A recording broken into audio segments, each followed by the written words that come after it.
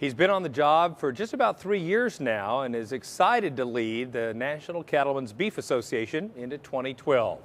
Joining us to talk more about convention and what's ahead this year is Chief Executive Officer of the National Cattlemen's Beef Association, Forrest Roberts. Forrest, welcome to the show. You bet, Kevin. Thanks for having me here this morning. You know, it's been an exciting convention, and I'd just like, from your perspective, to hear what have been some of the highlights. You know, people came to Nashville here with a lot of enthusiasm. I feel like as an industry, we just have a lot of momentum. And so we had somewhere close to 8,000 cattlemen from all across the country really come to Nashville to help be a part of this process. And this is what is so cool about NCBA is you're able to really be a part of a process that shapes the future of this industry. And as I talk to people all across the country and all across this past week, they've had an opportunity to get some education, learn more about maybe how they can make their operations more efficient and more profitable. They've had an opportunity to engage and meet a whole lot of new people, develop a lot of business relationships through some networking, and they, with their families also, they've had an opportunity to have some fun with some entertainment. So it's been a great week in Nashville. Besides breaking attendance records, or shall I say shattering those attendance records, what else have you accomplished this week? We had an opportunity this week to, as an organization, lay out the next steps in our strategies in 2012. And those strategies really center around three big areas. One is how we fuel consumer demand for our product here in the United States. And then secondly, how do we take advantage of some of those incremental opportunities that we call exports? And that, as you know, adds about $230 of incremental value per head, per animal. And then the last thing is how we looked at new strategies to build a better beef business environment for producers all across this country. So those were the three big areas that we just really moved the ball forward with our strategies that we want to further implement in 2012. Well, I'd like to follow up on those for a second. Let's talk about demand. We have record-setting beef prices. We're pushing the retail price over $5. What are your plans relative to building and growing beef demand? Sure. In 2011, we had an opportunity to bring forward some real groundbreaking research.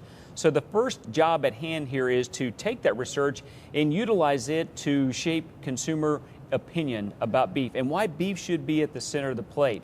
One in particular was BOLD, the Beef in an Optimal Lean Diet. That particular study, we think, Kevin, in 2012 will begin to change that paradigm from beef causes heart disease to beef is really a part of a heart-healthy diet. We've also had an opportunity to look at how we take over 10 years of research in the area of beef safety to really tackle some of those challenges. And third would be how we looked at the efforts we are bringing forward through the U.S. Farmers and Ranchers Alliance, how we bring that forward in a way that really builds consumer trust in not just the beef industry, but all of American agriculture. And those were really three big areas that we focused on in taking some next steps. We feel that all of that folds into a way to position beef at the consumer's eyes in a much more positive way. What's on your radar in terms of exports? Well, on the export front, as you know, 2011 was a record year. And so we're trying to build on that momentum. And the first order of business is those three free trade agreements with South Korea and Panama and Colombia is to get the job done of implementing them to where we have that expanded access.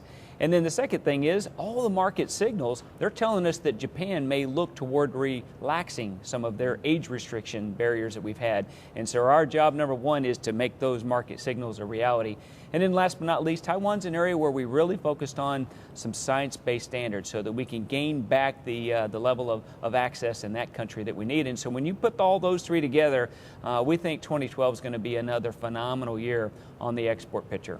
And now talk about the political and just the business climate. What are your priorities there as we look ahead to 2012? Well, 2012 is going to be a real interesting year. Obviously, it's an election year, but setting all of those political pieces aside and focusing on a major area of focus is first around the Farm Bill. All of those discussions are just now starting, and so one of the major areas that we have in terms of our strategies with the Farm Bill is how the livestock title is managed. That has been a challenge over the past Farm Bill, and we want to make sure that that's handled appropriately. But really the big one, Kevin, is estate tax, and what a lot of producers across this country call the death tax. And that is an area where we have to, by the end of 2012, bring a permanent solution to that particular issue so that we really can allow these young farmers, ranchers, all of these young beef producers across the country that opportunity to step into their family's business. And that's an area that's going to be a big part of our focus in 2012. Well, you've got a lot of work ahead, but you can certainly look back on a great year of accomplishments. Thanks for coming back to the show. You bet. Thanks, Kevin. Thanks for having me, and thanks for everyone who's watching today. Absolutely. Make your voice heard by becoming a member of the National Cattlemen's Beef Association. Call us now at 1-866-USA-BEEF or visit us online at beefusa.org.